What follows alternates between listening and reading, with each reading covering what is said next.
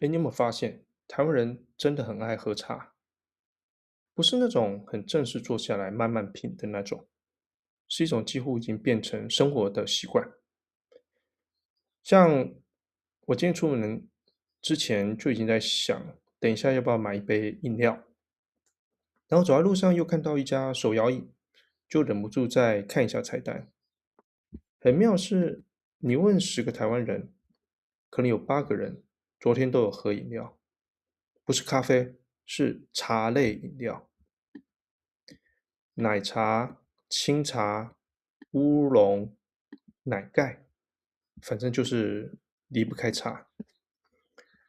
如果回头看，其实台湾喝茶这件事情不是最近才开始，只是形式差很多。我小时候印象很深，邻居家每天下午一定会泡茶，那种很标准的泡茶组，就小小茶壶，一排杯子，还有蚊香杯。它不是随便泡的哦，是有节奏的，是有套路的。那首先要先烫杯子，然后放茶叶，热水冲下去，再倒出来。第一泡还不一定能喝，有时候还会倒掉，然后第二泡才喝。所以整个过程很安静，很慢。你会看到他坐在那边，动作不快，也不急。旁边如果有朋友来，就一边聊天，一边喝。感觉比较像是聊天泡茶，或是泡茶聊天，而不是为了解渴。他们对茶真的很有研究，什么高山茶、乌龙茶，哪个产地比较香，哪一泡味道比较厚，有前味、后味，后面的味道，前面的味道。那小时候坐在旁边，其实听不太懂，但你会觉得整件事情很有仪式感。我觉得那个画面很有趣，因为整个空间安静下来，尤其是在喝的时候，他在品的时候，整个安静下来，所以你会不自觉的放慢脚步。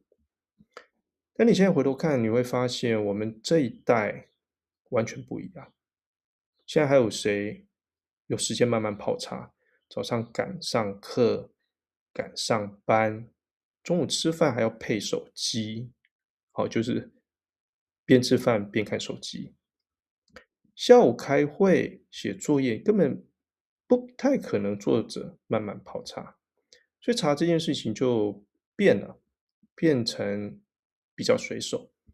你不用准备茶具，也不用等，你只要走到楼下，打开外送 App，几分钟之后就有一杯，而且重点是它变得很好喝。那我就直接带到我们现在最普遍的东西——手摇饮。那老实说，我觉得台湾的手摇饮文化是一个很夸张的存在。你去别的国家，饮料可能是几种选择，但台湾不是，是一整面的菜单。红茶、绿茶、清茶、乌龙，然后再加上加奶变奶茶，加珍珠、椰果、芋圆，还可以加奶盖。那最关键的是，你可以自己选糖跟冰，全糖、半糖、微糖、无糖，正常冰、少冰、去冰、温的，那自由度非常高啊，高到你有时候觉得会有点压力。你站在柜台前面，想说我要几分糖才不会太甜。而且当你要帮家人点的时候，或帮朋友点的时候，还要记住他们要几分甜，冰的、热的，加珍珠、粉圆，有时候比考试还紧张。尤其是后面也排一堆人的时候，你要记住4、5个人，非常紧张。而且现在很多店还有期间限定，那就更容易失控了。我自己常常情况就是说，本来是想要点一杯无糖清茶，结果看到今天新品，黑糖珍珠奶盖乌龙，然后就好吧，今天破戒一下，试试看这个口味。那还有一个很台湾的现象就是排队，那你有没有排过那种热门饮料店，一条龙排到转角，那大家还是愿意等。你有时候会想说，真的有差吗？但你还是跟着排。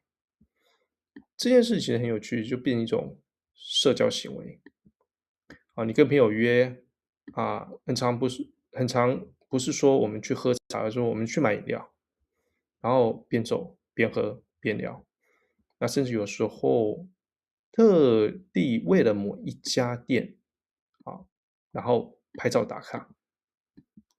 所以你会发现茶这个东西呢，从原本的静态啊变成流动的，变成动态的、流动的。以前是坐着喝，现在是走着喝；以前是慢慢品，现在是快速补充。但你仔细想，其实本质没有变，但是茶形式变了，形式变了。所以我说觉得这两种文化其实也没什么冲突，反而有点像两种不同的生活节奏。你今天如果很累，或者想静下，其实泡一壶茶是很舒服的。你会慢下来，会比较专注在当前。那甚至说，泡一壶茶，看一本书。但你平常忙的时候，你就需要一杯饮料，要提神，让你撑过下午。是一个慢生活，是一个日常的补给，没有谁比较高级，没有谁比较好，那只是你在不同状况下会选不同的方式。而且有趣的是，我发现有些年轻人其实也开始回头接触传统泡茶，可能是觉得那种仪式很疗愈，或者想找一种比较不那么快的生活方式。所以你会看到有些咖啡厅开始卖手冲茶，那有些人开始自己买茶叶回去泡。所以绕了一圈，你会觉得隔天还是会去买手摇饮。但我觉得台湾就是很有趣的地方了，你可以很快，也可以很慢。你拿着珍珠奶茶赶公车，也可以在某个下午慢下来，静静的泡一壶茶。那就还想问你一个问题，就是说你最近喝哪一杯茶是为了解渴，还是放松，还是其实就是一个习惯？等一下录完这一集，我还是会去买一杯，毕竟在台湾真的很难不喝茶。